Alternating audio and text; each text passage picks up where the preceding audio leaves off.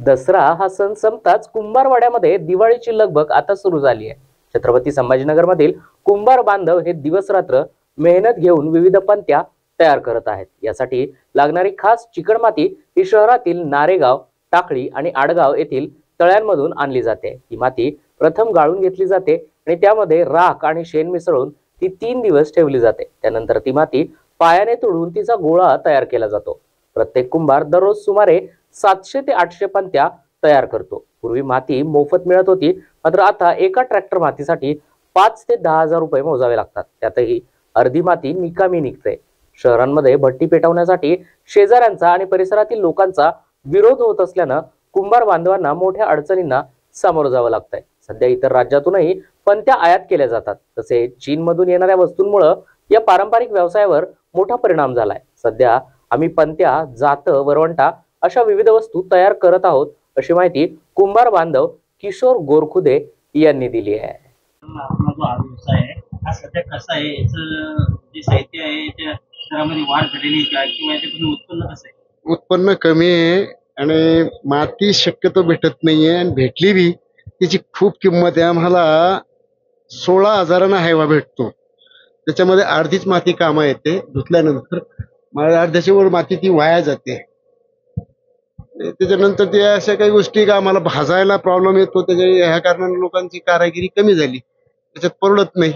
पण सण असल्यामुळे आम्ही सहकार्य करण्याचे प्रयत्न करतो। बरं, आता ही कुठेतरी तुमची कला ही लुप्त होत चालली, त्याला कारण काय नाही? त्याच्या पाठीमागचं हेच कारण आहे, त्याच्यात परवडत नाही। न परवडल्यामुळे हे काम कमी होत चाललं आणि पुढच्यांना तेवढं हे व्हायना ना, त्याचं सरपण काडी, त्याच्या ह्या भट्ट्या भाजणं, त्याच्यात खूप वेळ जातो, काम होत नाही। शिवाय बाजूबाजूंनाही त्रास देते लोक, भट्टी जाळताना धुपण निघतं, बाकीच्या लोकांनाही त्रास होतो। त्यामुळे आम्ही थोडेसे कमी होत चाललं आमचं काम। बरं, सणवार येतात त्या टायमाला आपला उत्साह कसा असतो? आमचा उत्सव भरपूर असतो काम करण्याचा। एवढा असतो का आम्ही घरोघर दिवा लावा ह्याच प्रश्नावर आम्ही विचार करीत असतो। घरोघर दिवाळी व्हावं, त्यांच्या घरोघर दिवे लागाव, हा विषय आम्ही पुढे घेऊन चालतो। कैलाश गोरखोदे। कधीपासून आपण या व्यवसायामध्ये आहात? काय वाटतं आता या बस व्यवसायाबद्दल? लहानपणापासून आम्ही याच्यातच आहे, याच्यामध्येच आहे लहानपणापासून, आणि हेच काम करते। आमचे आई वडील, आम्ही हेच काम करते। दुसरं काही येतच नाही आम्हाला याच्याशिवाय।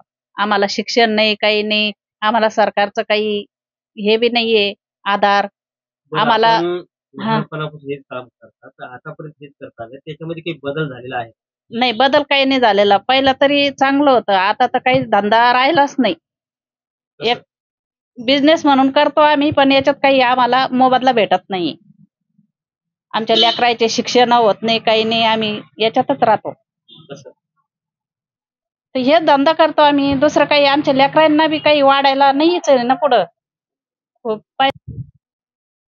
पहिल्यानं आम्ही माती आणायचो, नदीतून आणायचो, फुकट भेटायची। आता इकत आणावं लागती, आता कोणी खंदू देत नाही, आता भेटत बी नाही माती। एक ट्रॅक्टर माती आणायला गेलं तर 5,000 रुपये लागते, ती अर्धीच माती येते आमच्या कामामध्ये। सगळं महागाई झाली। सरपण बी 600 रुपये क्विंटल सरपण भेटतं, आम्हाला काहीच पुरत नाही। आणि हे पीओपी मध्ये तर काहीच पुरत नाही। आता हे पीओपीचं कसं आहे, एक थोडंफार दिवाळी म्हणून करतो आम्ही, आम्हाला पहिल्यानं पुरायचं माती कामामध्ये। निर्मला गोरखोदे।